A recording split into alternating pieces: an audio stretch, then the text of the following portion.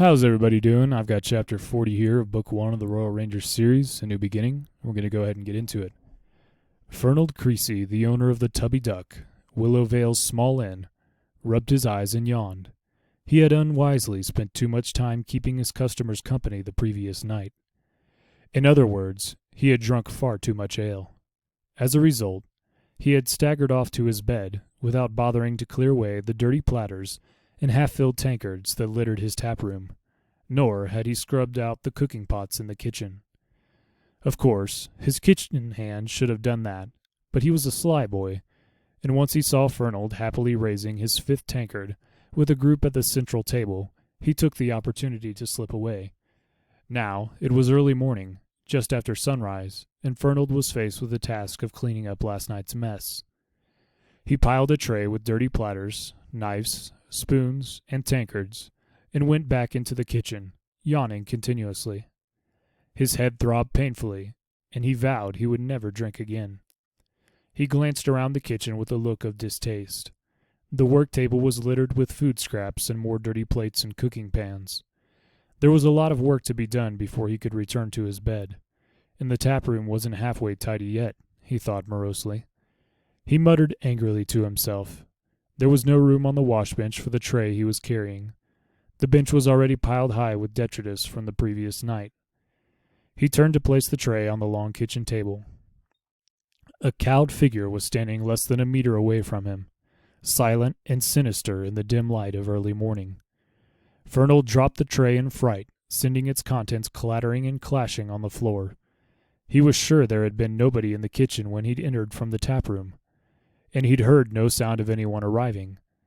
"By the black troll of Bailiff!" he exclaimed, putting his hand to his heart, which was working overtime with fright. "Where did you come from?" "An interesting curse," Will said. "Don't think I've heard the black troll invoked in many a year. You must follow the old religion." Fernald rubbed his face with one hand as his heart rate gradually slowed to a gallop. He glanced down and saw a half-empty tankard of flat ale on the table. He picked it up and drained it, grimacing at the stale flavor. "I don't hold with these new gods," he mumbled vaguely. Then, shaking off the distraction, he continued. "Who are you, and how did you get in here?" "I'm a King's Ranger, as you've possibly guessed, and that back door lock wouldn't keep out a determined 3-year-old. Now sit down. We need to talk." Will shoved Fernald toward a bench, and the innkeeper sat down, aware that his knees were shaking still with the shock of the ranger's sudden appearance. "Why me?" he thought. "What have I done?" And the answer was, quite a lot, actually. Fernald was adept at giving his customers short measure in their food and drink. He wasn't reluctant to water his ale from time to time, and on occasions he had slipped unwary customers a few worthless lead discs among their change. He wondered how the ranger knew about these things. "I need information," Will said. "First of all, have any children disappeared from the village recently?" Fernald frowned, not grasping the question. "Disappeared? What do you mean?" "Gone missing. Run off. Haven't been seen around." "Oh." Fernald thought about that for several seconds, then shook his head. "No, can't say I've heard of anything like that," he said finally. Will felt a quick surge of satisfaction. They had arrived in time.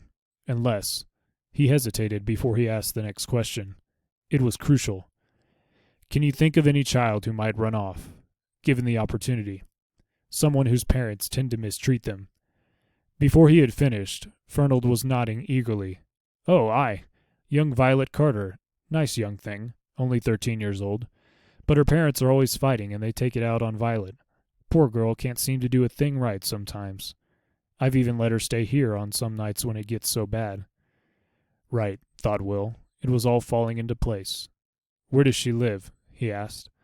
Fernald made a vague gesture toward the high street outside. "Third last house from the far end of the street. House with the blue door, although that could use a lick of paint. The yard behind is piled with old broken bits of carts, wheels, shafts, and harnesses. Can't miss it." "You're doing well, Fernald," Will told him. How did he know my name? The innkeeper wondered, forgetting that it was painted on the sign hanging outside his front door. "Now I've got one more question. Has there been a traveling spinner through Willow Vale in the last few days?" "You mean the story man?" Fernald said, and Will's own heart rate accelerated. "Strange type in a blue cloak and red shoes?" "Yes, he was here. Left 2 days ago." "Why? What has he done?" Will ignored the question. He had a deep feeling of satisfaction that his hunch had paid off. Willow Vale was on the list. The story man had been here. But the stealer was yet to come, and there was a likely candidate for abduction in the person of Violet Carter. He had taken a risk revealing his true identity, asking these questions so directly. But time was short, and direct action was called for. Now, he had to ensure that Fernald remained silent about this meeting for the next few days. He couldn't hope for much beyond that, but by then, the stealer may well have been and gone. "Fernald," he said, "you've told me what I need to know, but nobody else can know that I've been here, and nobody else needs to know what we've been discussing. Is that clear?" Fernald nodded eagerly, sensing that this grim figure was about to leave him to his cleaning. What a tale this would make in the bar, he thought. Then the ranger's next words dispelled that thought. "I mean it. You will tell nobody that I have been here. You will tell nobody what we've talked about. Understand?" "Eh? Oh, yes, of course. Goes without saying." Will stepped a pace closer, holding Fernald's eyes with his. Fernald instantly dropped his gaze away. "Don't do that," Will snapped, and Fernald jerked as if he had been stung. "Look at me. Look at my eyes." Fernald did. He didn't like what he saw there. The brown eyes were dark, almost black, and they were boring into his without any sign of pity or compassion. They were dark, threatening holes. "If I find that you have breathed a word of this to anyone, even a hint, to anyone at all, I will arrest you and put you in the deepest, wettest, worst-smelling dungeon in Castle Trelith. Understand?" Fernald mouthed the word yes, but no sound came. Rangers, he thought. You should never mess with rangers. "What's more," Will continued, "I will keep you there for the next 5 years, and in the meantime, I'll have your license as an innkeeper revoked." He saw a flicker of doubt in Fernald's eyes. The innkeeper wasn't sure what that word meant. "Cancelled," Will clarified. "Taken away." Understanding and fear dawned in Fernald's eyes as he envisioned a future where he was penniless, unable to earn a living. Running an inn was all he knew. Without the tubby duck, what would he do? Will's next words made the possible future even bleaker. "Then I will come back here and have this building torn down, brick by brick, plank by plank, and plowed under, so when you do finally get out of prison, there will be nothing here for you. Do you doubt I have the authority to do all that?" Fernald shook his head. Rangers could do anything they wanted to, he knew. It would be nothing to a ranger to have him thrown into a dungeon, and his inn, his lovely inn, razed to the ground. "No, sir," he managed in a small voice. "Then remember what I've said." Fernald didn't trust himself to speak. He could feel tears welling up at the thought that his beautiful inn might be destroyed at the whim of this implacable, pitiless figure. Will glared at him for several seconds. In fact, he hated to bully the man like this, but it was essential that there would be no word of Will's presence, or of his questions, being bandied around the village. Even now, the stealer might have men watching Willow Vale, listening for the slightest hint of danger. After all, somehow, they had known that Mattie had been asking questions. If he could maintain secrecy for a few days by frightening Fernald, then he was willing to do so. For a moment, he wondered if he would be willing to carry out his threat if the innkeeper talked about his visit. He decided that, all things considered, he would. It was past midnight. Will sat comfortably in the long grass behind the Carter house.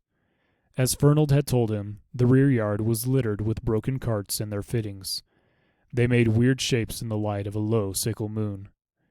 Mattie was across the high street, watching the front of the house. Will expected that if the stealer made an appearance, he would do so from the fields behind the village, where the surrounding trees would give him a convenient, concealed approach and escape route. He was hardly likely to come down the main street itself. But it was as well to make sure. and Maddie positioned herself where she could see the part of the street that was hidden from Will's view. He leaned his back against a tree stump. His cowl was up so that his face was in shadow, and his cloak was gathered around him. He remained motionless, knowing that the cloak, and absolute stillness, were his sureties against being seen. From anything farther than 3 meters away, he was totally invisible. Even close to, he blended into the tree stump itself, appearing like a pile of fallen branches or a large, irregular bush. This was the second night they had kept a vigil over the Carter house. By day, they had stayed back in the trees, hidden from sight. After the first night, Maddie had been impatient, fretting at the long hours of inactivity. "He's not coming," she said. "We've missed him." Will shook his head. "This is a large part of what we do," he told her. "Watching and waiting. Be patient. It's only been one night. He could come tomorrow, or the next night. But he's coming." "How can you be so sure?" Maddie asked. He considered the question in silence for a few moments, then gave her an unblinking look. "I don't know. I just am. It's a hunter's instinct, I suppose." Now, as he sat here waiting, that instinct was telling him that tonight would be the night. All right, that's it for Chapter 40. Thank you, everyone, for joining me. I'll see you next time in Chapter 41. God bless and have a good one.